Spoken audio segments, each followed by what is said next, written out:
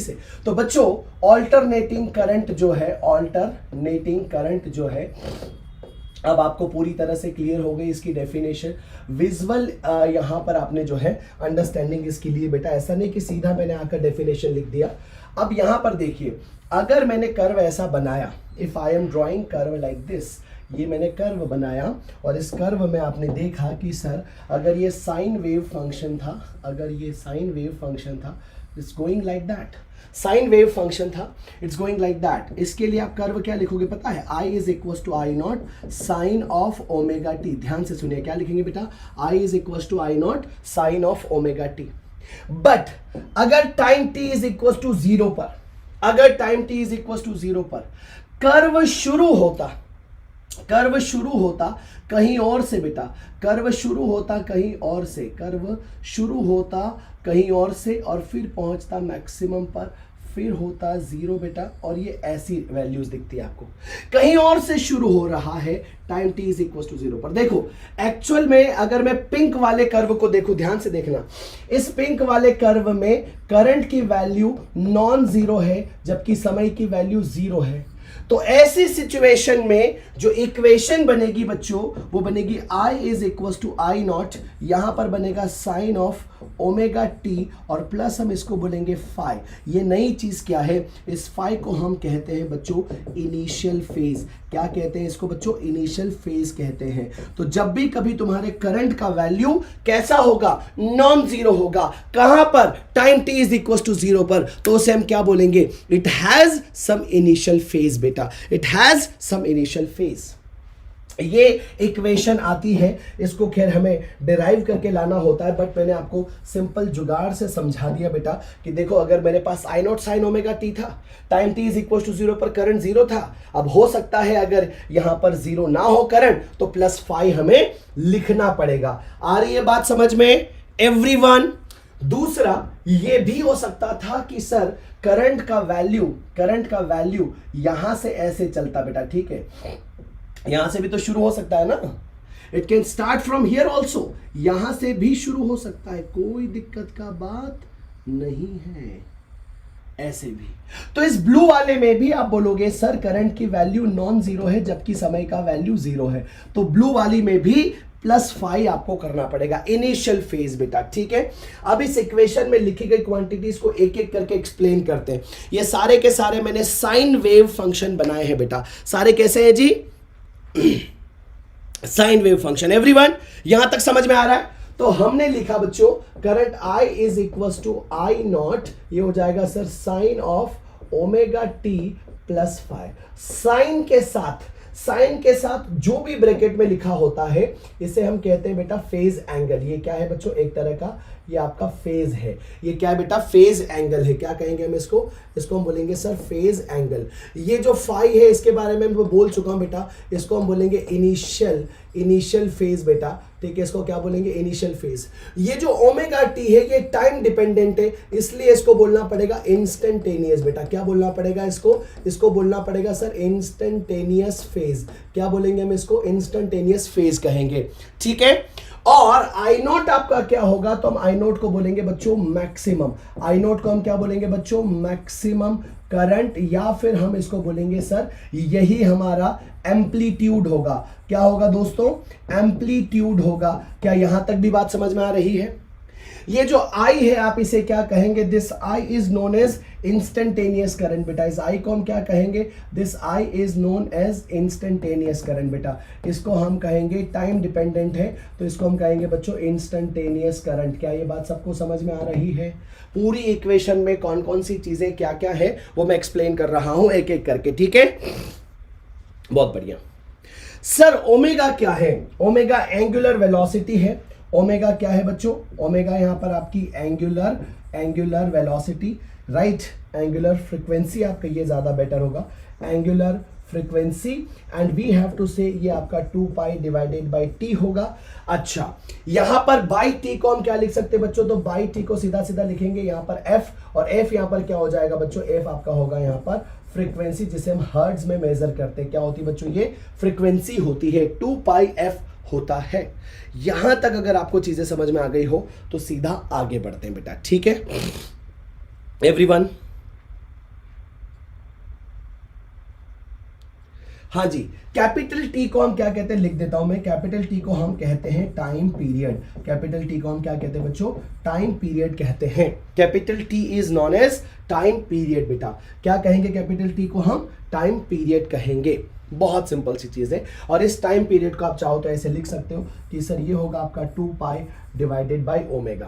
क्या होगा बच्चों, 2 पाई डिवाइडेड बाय ओमेगा।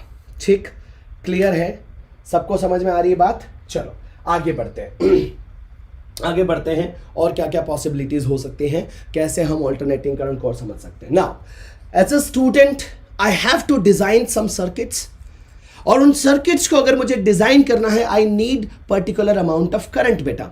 जैसे मैंने आपसे कहा कि यार एक सर्किट डिजाइन करो, उसमें कुछ अमाउंट ऑफ करंट जाना चाहिए।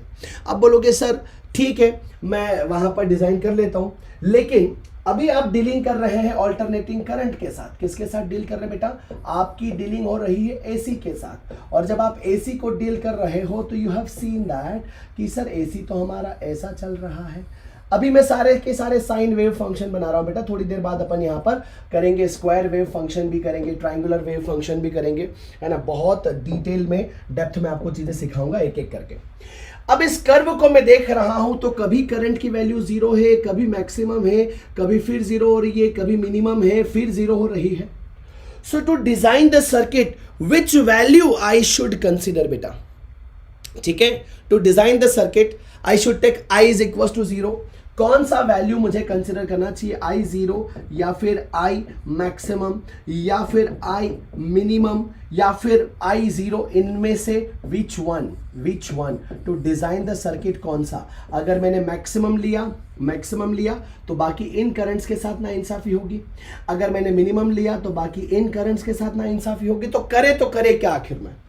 तो जब भी कभी चीजें ऐसी वेरी करती हैं, बदलती हैं, तो फिर हम फिजिक्स में एवरेज वैल्यू की तरफ फोकस करते हैं। कहां पर जाते हैं बच्चों, एवरेज वैल्यू की तरफ।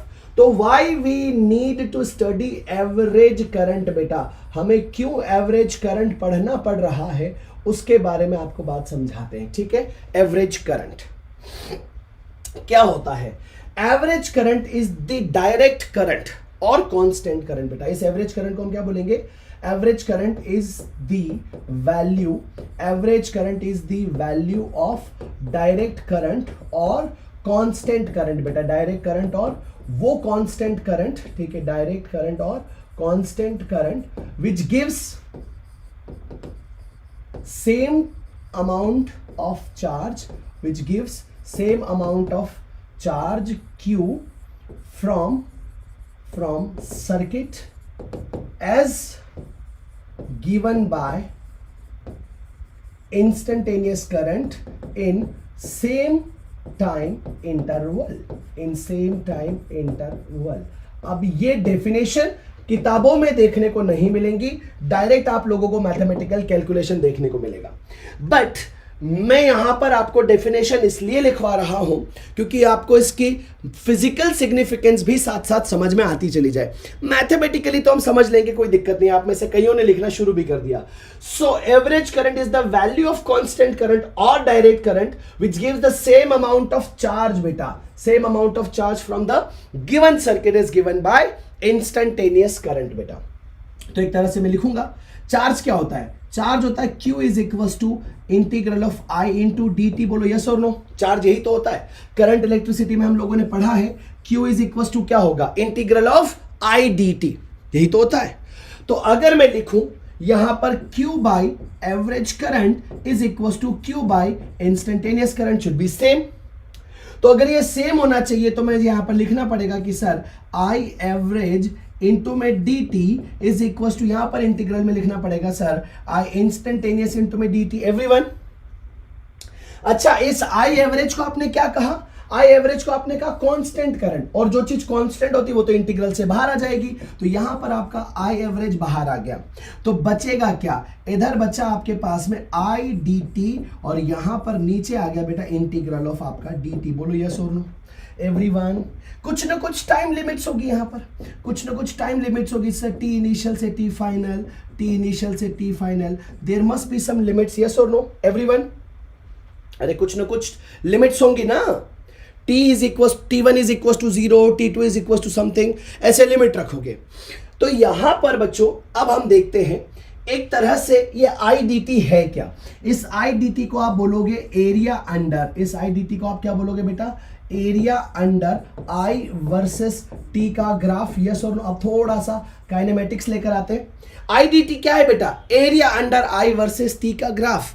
आपको पढ़ाया था इंटीग्रेशन में, इसी क्वांटिटी को हम क्या बोल सकते हैं बेटा, एरिया अंडर आई वर्सेस टी ग्राफ। यहां देखो, अगर मैं आपसे बोलूं आई एवरेज का वैल्यू हमें कैलकुलेट करना है फॉर फुल साइकिल। किसके लिए कैलकुलेट करना बच्चों, फुल साइकिल के लिए कैलकुलेट करना है।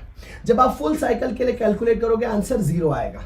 बोले आपको कैसे पता आंसर 0 आएगा, क्योंकि भाई फुल साइकिल का मतलब है टी इनिशियल का वैल्यू 0 होना चाहिए एंड टी फाइनल का वैल्यू कैपिटल टी होना चाहिए। बोलो यस और नो एवरीवन। फुल साइकिल का मतलब है इनिशियल टाइम आपका 0 होना चाहिए और फाइनल टाइम आपका t होना चाहिए, तभी तो ये एक साइकिल कंप्लीट होगा। और अगर ये एक साइकिल कंप्लीट होगा, चूंकि सिस्टम सिमेट्रिक है, तो भाई साहब जितना यहां पर एरिया ऊपर पॉजिटिव होगा, जितना ऊपर एरिया पॉजिटिव होगा उतना ही यहां पर एरिया नेगेटिव होगा।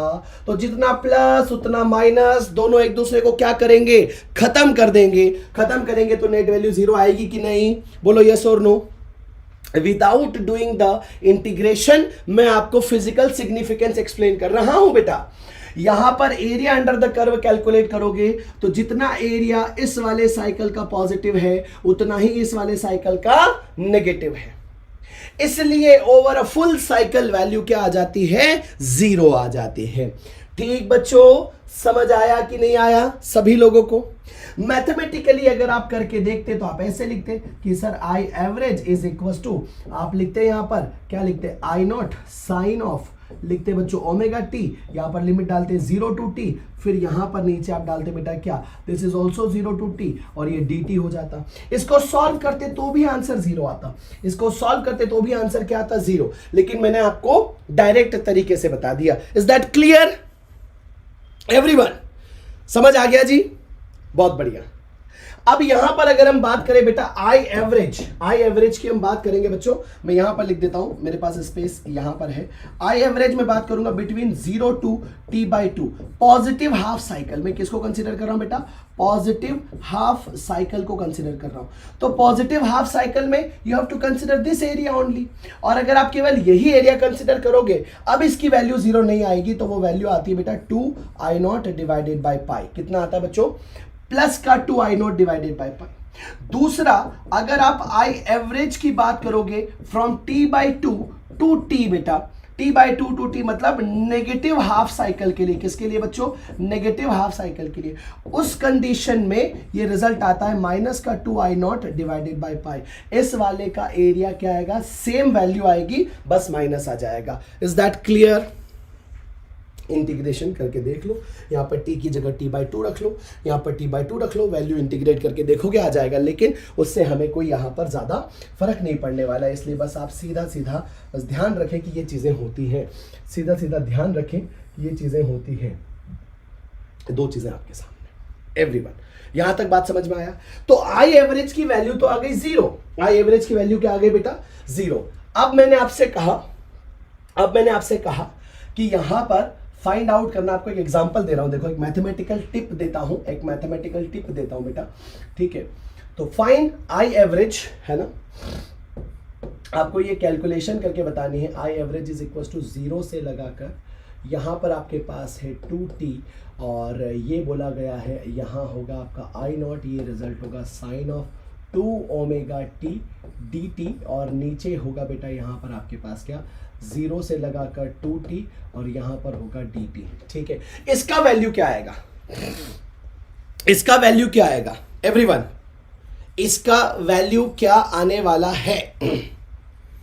मैंने क्या कर दिया, 0 से 2t कंसीडर कर रहा हूं, साइन ओमेगा 2ωt कर दिया बेटा मैंने यहां पर। ठीक है, जैसे वहां पर साइन ओमेगा t था तो यहां पर t था, यहां 2ω है तो यहां पर भी 2ω है। अब इसका वैल्यू क्या आएगा, कम ऑन एवरीवन। बहुत सिंपल सी कहानी है, और वो ये बेटा, इसका ये मैथमेटिकल टिप है कि ये रिजल्ट भी क्या आएगा, जीरो ही आएगा। ये रिजल्ट भी क्या आएगा, जीरो। जब भी कभी तुम्हें सिचुएशन ऐसी दी जाए, कोई फंक्शन बेटा जिसमें लिखा हो 0 से यहाँ पर nt और यहाँ पर लिखा हो मान लीजिए I0, ये क्या लिखा हो, साइन ऑफ, यहाँ पर क्या लिखा हो बेटा, साइन ऑफ, यहाँ पर लिखा हो कुछ k ओमेगा t और लिखा हो dt, इसकी वैल्यू 0 आएगी जहां पर n का वैल्यू 1 हो, 2 हो, 3 हो, एंड जहां पर k का वैल्यू इज ऑल्सो 1 हो, 2 हो, 3 हो बेटा, फर्क नहीं पड़ेगा। अगर यहाँ जो चीज है वही चीज यहाँ पर है, यहाँ 2 है तो यहाँ पर भी 2 है, यहाँ 3 है तो यहाँ पर भी 3 है, यहाँ 4 है तो यहाँ पर भी 4 है, तो एवरेज वैल्यू हमेशा क्या आएगी, 0 आएगी। ठीक है, average value over one cycle over many cycle is always same thing बेटा। ठीक है, एक एग्जांपल और समझिए, एग्जांपल से समझाते हैं आपको। ठीक है, देखो यहाँ पर साइनोसॉइडल फंक्शन बनाते हैं पहले तो। अब जो बात मैंने आपको बोली है वो क्या बता रहा हूं मैं, आ जाइए। हमने यहाँ पर एक साइन कर्व बनाया लाइक दिस, चलेगा। हमने एक साइन कर्व बनाया और मैं आपसे बोल रहा हूं find the average value for 2 time intervals बेटा। Find the average value for 2 time interval, यानी कि यहां से शुरू करो और जब 2 साइकिल कंप्लीट होंगे तब एवरेज वैल्यू क्या आएगा। Everyone, when there are 2 cycles completed तब एवरेज वैल्यू क्या होगा। आप बोलोगे यार बड़ी आसान सी बात है, जब 2 साइकिल कंप्लीट होंगे तब एवरेज वैल्यू निकालनी है, तो मैं देखूंगा कि सर इसका जितना एरिया पॉजिटिव है, राइट, उसका इतना ही एरिया पॉजिटिव है, इसका जितना माइनस है उतना ही इसका भी तो माइनस है। तो सर चाहे एक साइकिल में 0 आए या चाहे मल्टीपल साइकिल की बात करूं तब भी यहां पर क्या आएगा बेटा, आई एवरेज का वैल्यू 0 ही आएगा। बोलो हाँ या ना एवरीवन।